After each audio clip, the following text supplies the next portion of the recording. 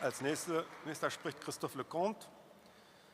Ihm folgt Ruben Cortina und dann Sylvain Lapointe und Laurie Cara aus Kanada von der CUPW und STTP.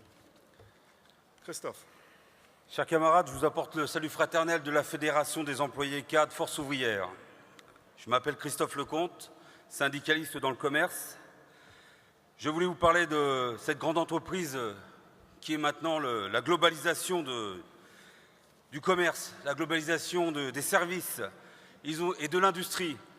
Ils ont décidé de partager le travail entre différents pays. Certains pays seraient bons à produire, comme au Bangladesh. Certains pays seraient bons pour les centres d'appel, d'autres pour d'autres industries. Et au final, en France, ils ont détruit l'industrie, entre autres du textile. Ils ont revendu les entreprises de services. C'est pour ça que le service est en train de monter en France. Mais la réalité, c'est qu'on revoit apparaître de gros problèmes de chômage et des détériorations de conditions de travail dans le commerce. Entre autres, Rana Plaza n'est pas un hasard, puisque en France, nous avions énormément d'industrie du textile qui a été délocalisée.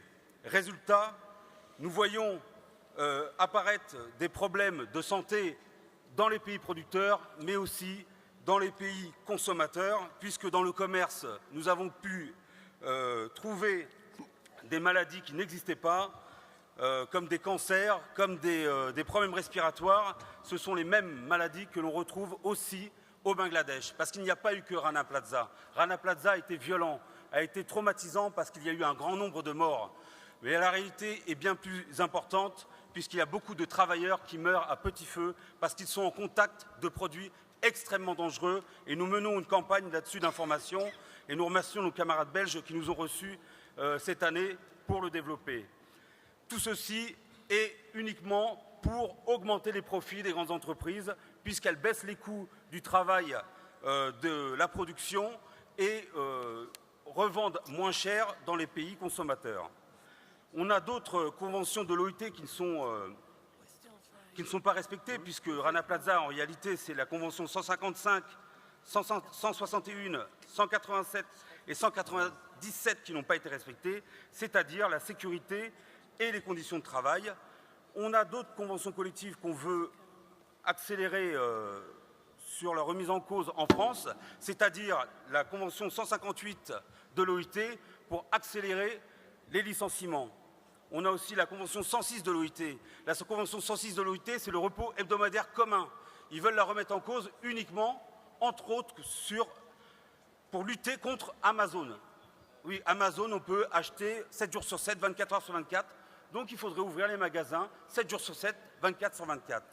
C'est n'importe quoi. Vous pouvez aller dans les magasins à Cape Town, vous pouvez acheter jusqu'à 17 h et le dimanche c'est fermé. Pourtant tout le monde est habillé, tout le monde a des chaussures. Donc c'est une véritable arnaque.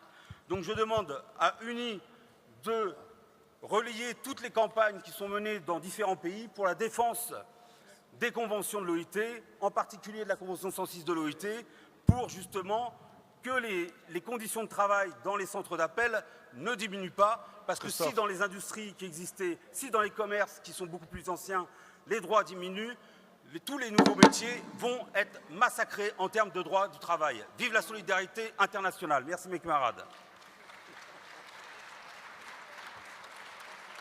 Vielen Dank, Christophe.